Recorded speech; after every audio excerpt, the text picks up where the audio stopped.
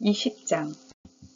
예수께서 어느 날 성전에서 백성을 가르치시며 기쁜 소식을 전하고 계실 때에 대제사장들과 율법학자들이 장로들과 함께 예수께 와서 말하였다. 당신은 무슨 권한으로 이런 일을 합니까? 누가 이런 권한을 당신에게 주었습니까? 어디 우리에게 말해 보십시오. 예수께서 그들에게 대답하셨다.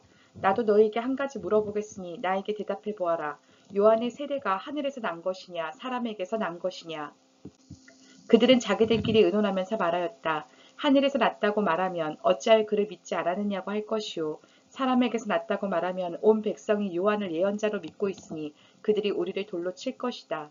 그래서 그들은 요한의 세례가 어디에서 났는지를 모른다고 대답하였다. 예수께서 그들에게 말씀하셨다. 나도 무슨 권한으로 이런 일을 하는지를 너희에게 말하지 않겠다. 예수께서 백성에게 이 비유를 말씀하셨다. 어떤 사람이 포도원을 만들어서 농부들에게 새로 주고 오랫동안 멀리 떠나 있었다. 포도를 거둘 때가 되어서 포도원 주인은 포도원 소출 가운데서 얼마를 소장료로 받아오게 하려고 종 하나를 농부들에게 보냈다. 그런데 농부들은 그 종을 때리고 빈손으로 돌려보냈다. 주인은 다른 종을 보냈다. 그랬더니 그들은 그 종도 때리고 모욕하고 빈손으로 돌려보냈다. 그래서 주인이 다시 세 번째 종을 보냈더니 그들은 이 종에게도 상처를 입혀서 내쫓았다. 그래서 포도원 주인은 말하였다. 어떻게 할까? 내 사랑하는 아들을 보내야겠다. 설마 그들이 내 아들이야 존중하겠지. 그러나 농부들은 그를 보고서 서로 의논하며 말하였다. 이 사람은 상속자다. 그를 죽여버리자. 그래서 유산이 우리 차지가 되게 하자. 그리하여 그들은 주인의 아들을 포도원 바깥으로 내쫓아서 죽였다. 그러니 포도원 주인이 그들을 어떻게 하겠느냐? 주인은 와서 그들을 죽이고 포도원을 다른 사람들에게 줄 것이다. 사람들이 이 말씀을 듣고서 말하였다. 그런 일이 없기를 바랍니다. 그때 예수께서 그들을 똑바로 바라보시고 말씀하셨다. 그러면 집 짓는 사람들이 버린 돌이 집 모퉁이의 머릿돌이 되었다고 기록된 말은 무슨 뜻이냐? 누구든지 그 돌 위에 떨어지면 그는 부스러질 것이요. 그 돌이 어느 사람 위에 떨어지면 그를 가루로 만들 것이다. 율법학자들과 대제사장들은 예수가 자기네들을 겨냥하여 이 비유를 말씀하신 줄 알았다. 그래서 그들은 바로 그때 예수께 손을 대어 잡으려고 하였으나 백성을 두려워하였다.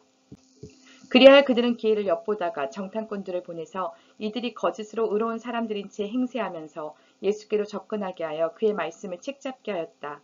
그렇게 해서 그들은 예수를 총독의 치리권과 사법권에 넘겨주려고 하였다. 그들은 예수께 이렇게 물었다. 선생님, 우리는 선생님이 바르게 말씀하시고 가르치시고 또 사람의 겉모양으로 가리지 않으시고 하나님의 길을 참되게 가르치고 계시는 줄 압니다. 우리가 황제에게 세금을 바치는 것이 옳습니까? 옳지 않습니까? 예수께서는 그들의 속셈을 알아채시고서 그들에게 말씀하셨다. 데나리온 한 잎을 나에게 보여다오. 이 돈에 누구의 얼굴상과 글자가 새겨져 있느냐? 그들이 대답하였다. 황제의 것입니다. 예수께서 그들에게 말씀하셨다.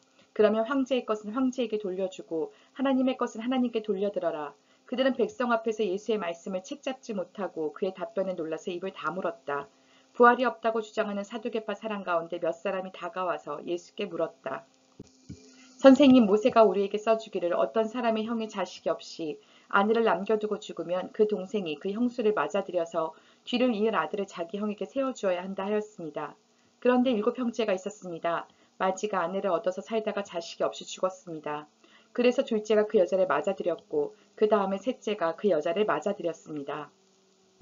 7형제가 다 그렇게 하였는데 모두 자식을 남기지 못하고 죽었습니다. 나중에 그 여자도 죽었습니다. 그러니 부활 때에 그 여자는 그들 가운데서 누구의 아내가 되겠습니까? 7이 다 그 여자를 아내로 맞아들였으니 말입니다. 예수께서 그들에게 말씀하셨다.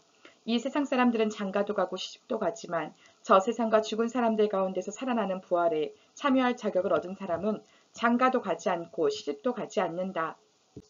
그들은 천사와 같아서 더 이상 죽지도 않는다. 그들은 부활의 자녀들이므로 하나님의 자녀들이다. 죽은 사람들이 살아난다는 사실은 모세도 가시나무 떨기 이야기가 나오는 대목에서 보여주었는데 거기서 그는 주님을 아브라함의 하나님, 이삭의 하나님, 야곱의 하나님이라고 부르고 있다. 하나님은 죽은 사람들의 하나님이 아니라 살아있는 사람들의 하나님이시다. 모든 사람은 하나님과의 관계 속에서 살고 있다. 이 말씀을 듣고서 율법학자 가운데 몇 사람이 말하였다. 선생님 옳은 말씀입니다. 그들은 감히 예수께 더 이상 질문을 하지 못하였다. 예수께서 그들에게 말씀하셨다. 어떻게 사람들이 그리스도를 다윗의 자손이라고 하느냐? 다윗이 친히 시편에서 말하기를 주님께서 내 주께 말씀하셨다. 내가 내 원수들을 내 발 아래에 굴복시킬 때까지 너는 내 오른쪽에 앉아 있어라 하였다. 다윗이 그리스도를 주라고 불렀는데 어떻게 그가 다윗의 자손이 되겠느냐? 모든 백성이 듣고 있는 가운데 예수께서는 자기 제자들에게 말씀하셨다. 율법 학자들을 조심하여라. 그들은 예복을 입고 다니기를 원하고 장터에서 인사받는 것과 회당에서 높은 자리와 잔치에서 윗자리를 좋아한다. 그들은 과부들의 가산을 삼키고 남에게 보이려고 길게 기도한다. 그들은 더 엄한 심판을 받을 것이다.